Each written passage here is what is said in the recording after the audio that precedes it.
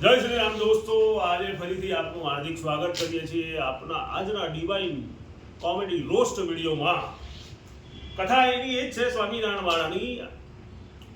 આજે તમારી સમક્ષ એવા એક નેટફ્લિક્સ ચેનલ લઈને આવ્યા છે કે જ્યાં ભગવાન કરતા આપણા સંતો ટ્રેન્ડિંગમાં છે. તો વિડીયોની શરૂઆત કરીએ આપણા માનીતા અપૂર્વ મુનિથી.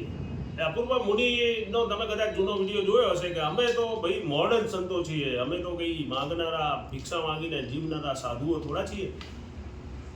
અમે તો હાર્વર્ડ અને કેમ્બ્રિજ યુનિવર્સિટીમાં લેક્ચર લેવાવાળા સાધુઓ. વાહ ભાઈ વાહ, ખૂબ જ. હવે આ કેમ્બ્રિજ વાળા અને હાર્વર્ડમાં લેક્ચર લેવાવાળા સાધુને એકવાર વક્તવ્ય આપવાનું થયું ને ત્યાં એમને પ્રસંગ ખોલી દીધો રામ ને સીતાનો ને લક્ષ્મણનો. હવે અમને તો હાર્વર્ડ અને કેમ્બ્રિજમાં યુનિવર્સિટીમાં જઈને લેક્ચરો આપ્યા છે. આ શું જાણે આપણા ભારતની સંસ્કૃતિને આપણી સભ્યતા કરી નાખ્યો એમની જે ટેવ મુજબ બફાટ. તમે કદાચ એક કહેવત સાંભળી હશે કે ભણેલો ખાલી જગ્યા કુટુંબ બોળે. બસ આવું જ થયું આ ભાઈ જોડે. બહુ વધારે ભણી ગયા અને અહીંયા બફાટ કરી નાખ્યો છે. આપણે આ પ્રવચન માટે જેટલી ગાળો બોલીએ એટલી ઓછી પડે. અને કદાચ આપણે એ ગાળો એ લેવલની બોલી પણ ના શકીએ. પણ એક ભાઈનું સારું થજો, સાબરકાંઠાના કોઈ મારા મિત્ર છે જેમને ખરેખર આપણી બધાની કચાશ કાઢી નાખી છે, બહુ જોરદાર રીતે લપેટ્યા છે. લક્ષ્મણ કે છે મારા ભાઈનું નામ લેવાથી લોકોની તકલીફ મટે તો મારા ભાઈને તકલીફ હોય જ નહીં. અને એવા સમયે સીતાજી અપશબ્દો બોલ્યા છે, કટુ શબ્દો બોલ્યા છે. લક્ષ્મણ, મને ખબર છે કે તારી દાનત ખરાબ છે. તું 13 વર્ષથી અમારી ભેગો એટલે ફરે છે કે રામ મરી જાય તો હું તારી સાથે લગ્ન કરું એટલે ફરે છે ને. અરે આ ટકલાંકો સમજાવો, તારી બુનના આંગળું તારીની તું લક્ષ્મણ કોણ હતા એ ખબર હતા ને? એ ભાઈ ભાભીની સેવા કરવા જતા એની ખોટી દોણત હશે. એ સતયુગ હતો, તારી બુન આંગળું કળયુગ નહીં કે તારી ભાભીને તું ચરજો તારી માના પૈનું તારીની મગજની મા પૈનું તારી બુન આંગળું. એ સતયુગ કને કહેવાય તને ખબર? તારા ભગવાનનો અવતાર નતો ને એ પહેલા એ ભગવાન થઈ ગયા હતા. એની બુનના આંગળું વણા દેખે અમારા બાપ દાદાઓ લડીને મરી ગયા. એની બુનના આંગળું મને ખબર હતો, મને ટોપ જ પહેરાવાનો હતો એની માના પૈનું એની.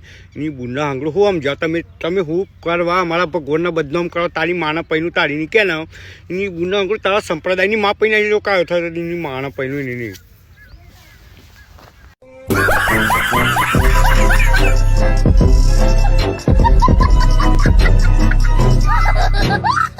આમ તો આ લોકોને આવું જ થવું જોઈએ.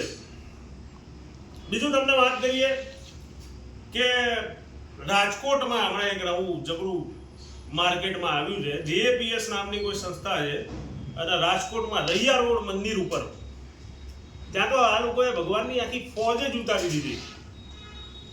હવે તમારે ભગવાનના કોઈના પણ અવતારના દર્શન કરવા હશે તો માત્ર જેપીએસ સંપ્રદાયમાં જાઓ. બધા જ સાધુઓ ત્યાં અવતાર લઈને આવી ચૂક્યા છે.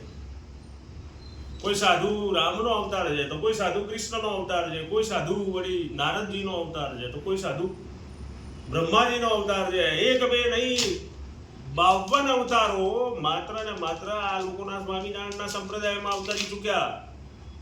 એટલે હવે આ લોકોએ ઠેકો લઈ લીધો છે કે ભગવાન માત્ર એમના સંપ્રદાયમાં જ લે જન્મ. ની સિરીઝ આવે છે, કોઈ આયરન મેન તો કોઈ બેટમેન, કોઈ સ્પાઈડરમેન. બસ આવું જ છે આ લોકોનું કે વારે ઘડીએ સંતો બધા અલગ અલગ અવતાર લઈને જન્મે છે અને આ લોકોના ત્યાં જ આવે છે. બીજી જગ્યાએ તો કોઈ સ્કોપ જ નથી ભાઈ. તો આ કેવું?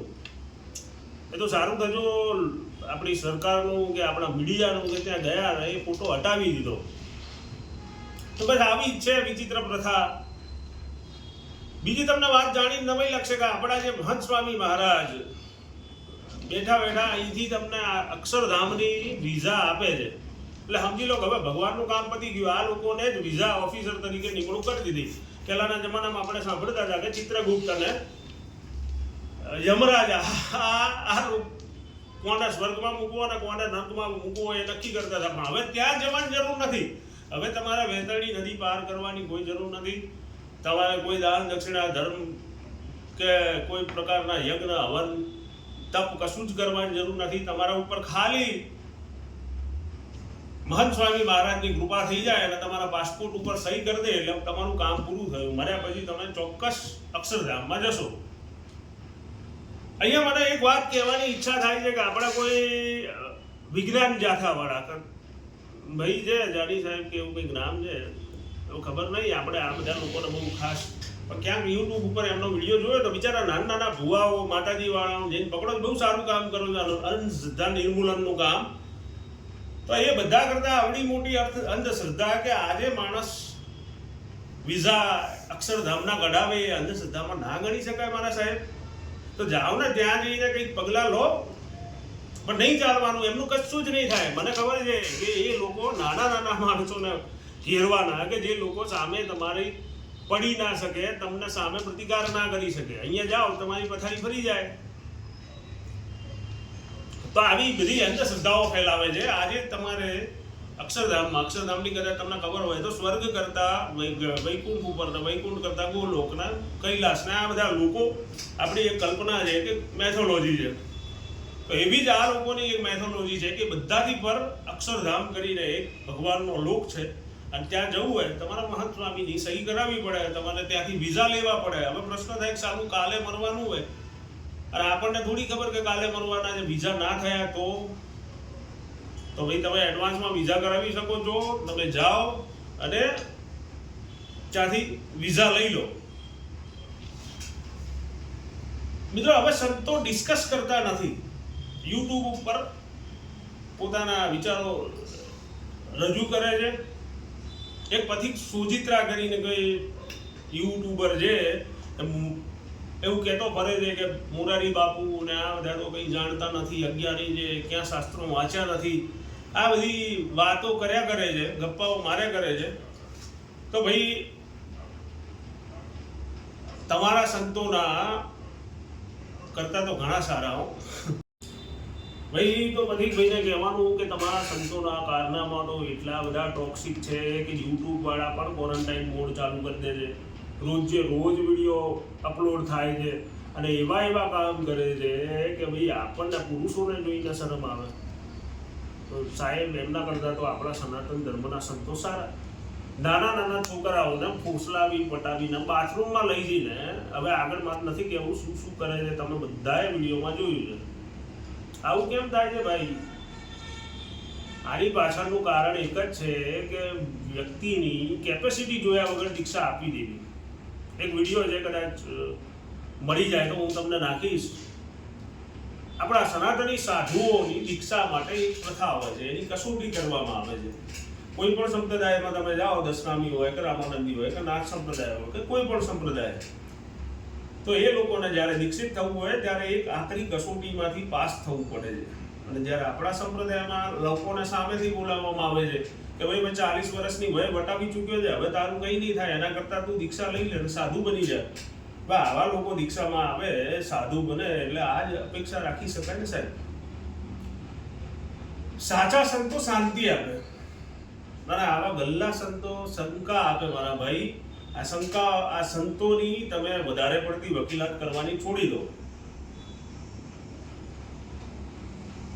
મંદિરોમાં સંતો ભૂલી જાય છે કે કેમેરા ઓન છે, પણ ભક્તોને સર્વાઈવલન્સ મોડ જે છે ને એ ચાલુ રહેવાનો. લોકો તો તમને કોપી કરવાના જ, લોકો તમારા વિડીયો ઉતારવાના જ, એટલે ખૂબ જ સાવચેતીથી રહેવાનું. આ સત્સંગ છે ને, તમે જેની વાત કરો છો એ સત્સંગ નહીં પણ સેટસંગ બની ગયો છે. અને એના હિસાબે જ એ જ્યાં ના થવાનું હોય ત્યાં કનેક્ટ થાય છે, ભક્તિ સાથે ડિસ્કનેક્ટ રહે છે અને બીજા સેટિંગોમાં કનેક્ટ થઈ જાય છે. તો ભાઈ જ્યારે તમે આપણા સનાતની સાધુઓની વાત કરો, મોરારી બાપુની વાત કરો, તો મોરારી બાપુના પગરખામાં તમારો પગ ના પેસે. આખા વિશ્વમાં કોઈ ખૂણો એવો નથી કે જ્યાં એમના રામનું નામ ના ગાયું હોય. એટલે અમારા માટે ખૂબ જ વંદનીય છે, પૂજનીય છે. અને એમના પગરખામાં આજે નહીં તમારો પગ ઘૂસે કે કાલે નહીં ઘૂસે.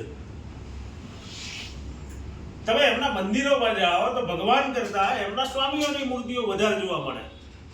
એમના સ્માઇલિંગ પોસ્ટરો, એમની મૂર્તિઓ, એમને જ ભગવાન બનાવી દીધા છે, એમને જ બ્રહ્મની ઉપાધિ આપી દીધી છે. હવે આ બધું જોયા પછી યાર લોહી તો ઉકળવાનું જ ને. ના એમના કોઈ વાતોના ઠેકાણા, ના એમના કોઈ તપના ઠેકાણા. 2 ટાઈમ દબાઈ ખાવાનું પીવાનું, મોજ કરવાની અને જાતના વ્યાભિચાર કરવાના અને મારી ઉપાધિ આપવાની પરબ્રહ્મ નારાયણની યાર હદ કરી નાખી. આવા લોકોને લાયસન્સ આપતા પહેલા, આવા લોકોને ધર્મના ઠેકેદાર બનાવવા પહેલા 100 વખત વિચાર કરો. ઘણા લોકોને મારી આ વાતોથી લાગણી દુભાઈ છે. મારો કોઈ જ એવો હેતુ નથી કે એ લોકોને મારનારા એવા સંતો, એવા ભક્તોની લાગણી દુભાય. સ્વામિનારાયણ સંપ્રદાયમાં ઘણા એવા પૂજનીય સંતો છે કે જેમની નમન કરવાની ઈચ્છા થાય. કાલે જ મેં એક વિડીયો જોયો હતો કે જેમાં એક સંત 35 વર્ષથી પગ વાળીને સૂતા નથી ને છેલ્લા 65 વર્ષથી અન્નનો ત્યાગ કરેલો છે. અન્ન અને જળ માત્ર ફળાહાર ઉપર જ જીવિત છે. તો એવા સંતોને મારા ખૂબ ખૂબ વંદન. દરેક સંપ્રદાયમાં સારા લોકો પણ હોય અને ખરાબ લોકો પણ હોય, પણ જ્યારે સંપ્રદાય ભગવાન ધર્મની પ્રચાર કરવાના બદલે માત્ર પોતાની દુકાનો અને પોતાના મોલ ખોલીને બેસી જાય ને, ધર્મની દુકાનો, ધર્મના મોલ, ત્યારે અમારે આવું કહેવું પડતું હોય છે. અને આંધળાને પણ દેખાય એવી તમારી આ નીતિ છે. એક વ્યક્તિએ એવી પોસ્ટ કરી કે અમે 186 દેશમાં ફેલાયેલા છે, અમારા મંદિરો બધી જગ્યાએ છે, અમે અબુધાબીમાં મંદિર ખોલ્યું, અમે યુએસમાં મંદિર ખોલ્યું. તો ભાઈ મંદિરો ખોલવાથી કંઈ નથી થતું. તમે કેટલા લોકોને હિન્દુ બનાવ્યા? તમારા તાકાત હોય 70 વર્ષ થયા ઇસ્કોન સંપ્રદાયને ચાલુ થયા પછી. આફ્રિકામાં લાખો લોકો તમને મળશે, યુરોપમાં લાખો લોકો તમને એના મળશે, રશિયા જેવા દેશોમાં એ લાખો લોકોએ એમના ધર્મ છોડી અને હિન્દુ ધર્મ અંગીકાર કર્યો. રામકૃષ્ણ પરમહંસ વિવેકાનંદના ગયા પછી લાખો લોકોએ રામકૃષ્ણ મિશનમાં જોઈન થયા અને હિન્દુ ધર્મ અંગીકાર કર્યો. એવા તો કંઈ કેટલીય સંસ્થાઓ છે.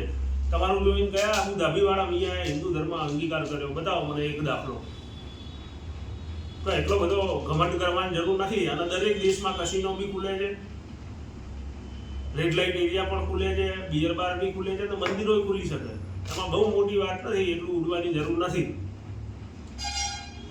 એટલે મંદિરો પૈસાથી ખુલે, ભાઈ પૈસા ખર્ચો બધું ખાય, એનાથી કોઈ મહાન નથી થઈ જતું. તો આજના વિડીયોમાં બસ આટલું જ.